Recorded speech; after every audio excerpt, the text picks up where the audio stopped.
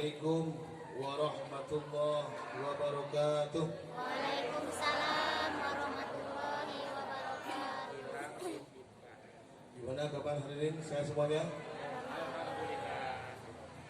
Alhamdulillahilladzi arsala rasulahu bil huda wa dinil haqq yuzhirahu ala dini kulli wa kafa billahi shahida. Asyhadu an la ilaha illallah wahdahu la syarika lah. Asyhadu anna Muhammadan abduhu wa rasuluhu alladzi la nabiyya ba'da. Allahumma shalli ala sayyidina wa maulana Muhammad ibn Abdillah wa ala alihi wa ashabihi wa man tabi'ahum bi ihsanin ila yaumil qiyamah. Amma ba'd. Rabbi inni a'udzubika min hamazati syayatin wa a'udzubika rabbi an yahdurun.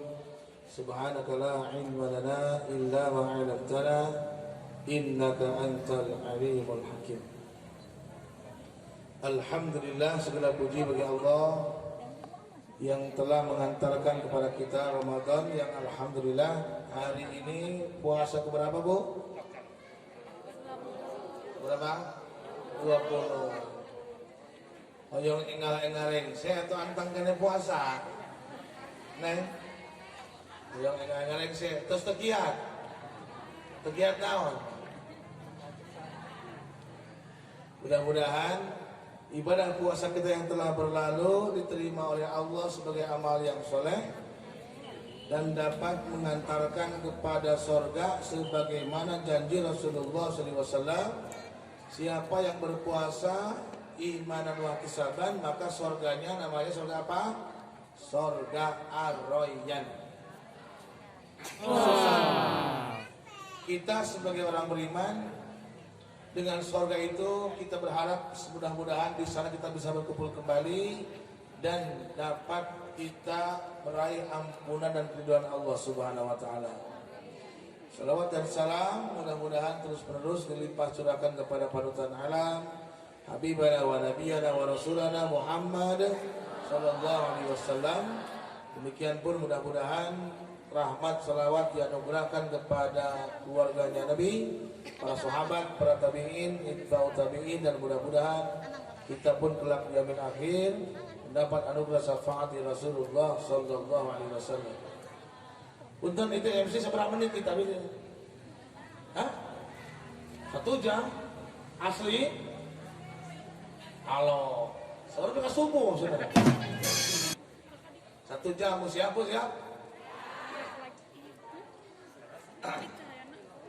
Boleh bertanya tidak?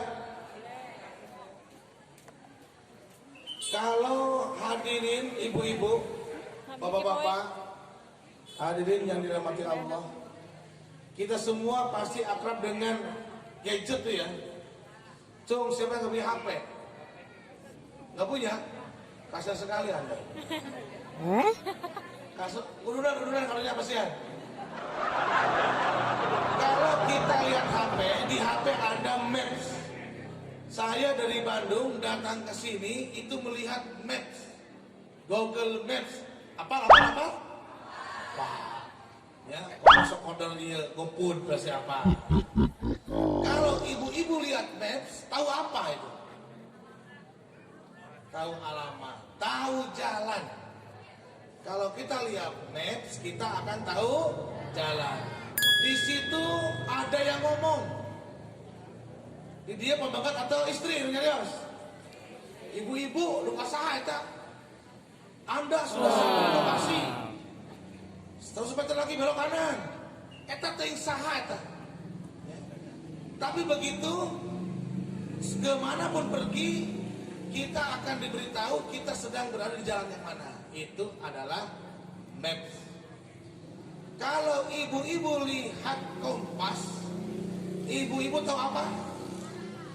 Tahu arah. Kalau kita lihat Maps kita tahu jalan. Kalau kita lihat kompas kita tahu arah.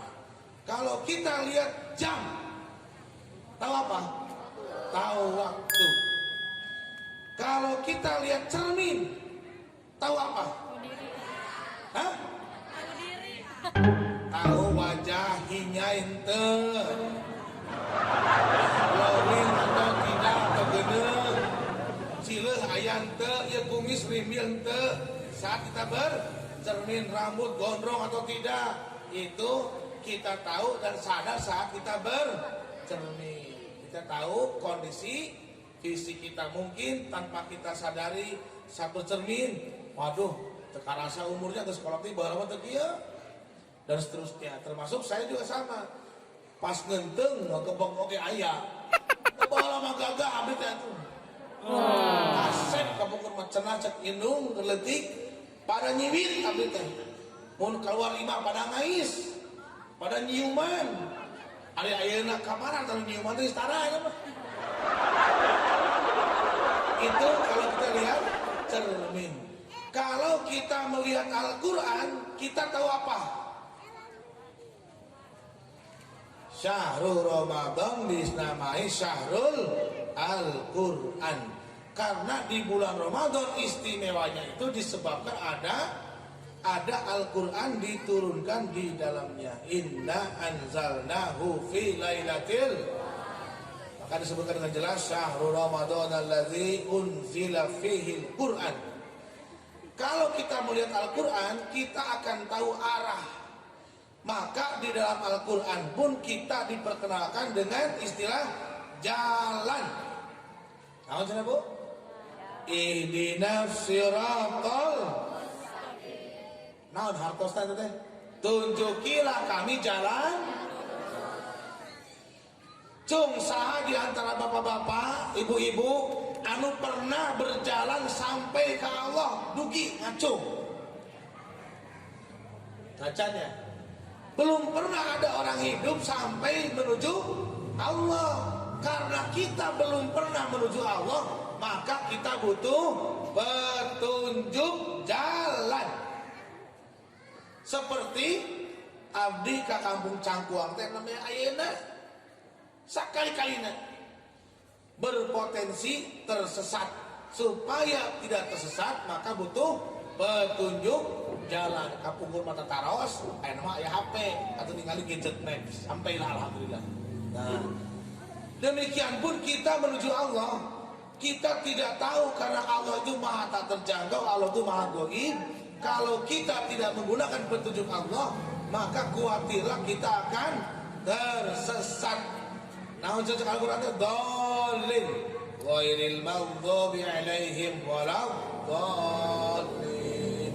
Bukan jalan orang-orang yang kau murkai, tidak pula orang-orang yang tersesat. Nah, kalau kita melihat Al-Quran, kita sedang di mana sekarang? Bulan Ramadan.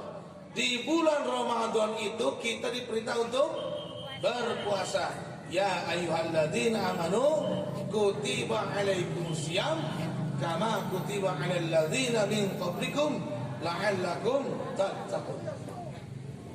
Ya saumnya sana saum. Kalau si Ujang dicolong ke Ujang sahur teu. Isinya kamari hadap udang sare asar udang subuh. Nyata buka, nyata sahur berenang. Nah, puasa yang tinggal 10 hari lagi ini, mudah-mudahan di minggu terakhir kepada kita dianugerahkan Lailatul Qadar. Amin. Oke, baik lagi. Kutiba alaikumu siam. Kita diperintah untuk siam. Hari siam teh naon, Bu? Saum. Saum teh naon? Menahan diri.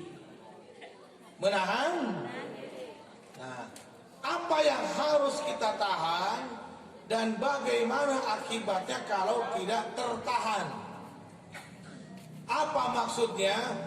Karena kita setiap tahun seringkali datang bulan Ramadan, berpuasa boleh jadi tamat di bulan Ramadan, bahkan Al-Quran juga khatam.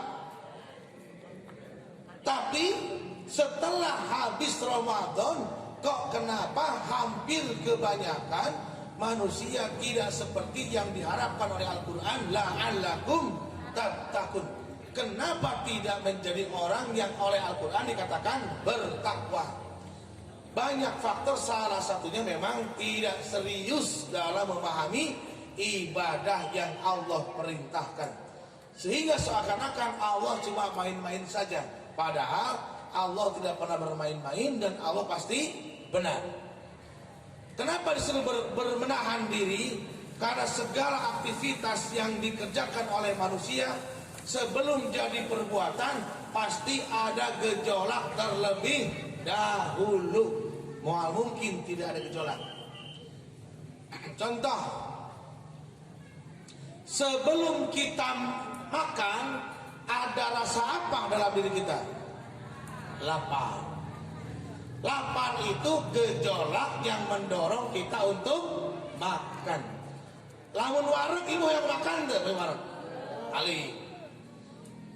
Termasuk lamun ejal di KWC, eta ngahaja KWC atau aya gejolak. Pasti aya gejolak.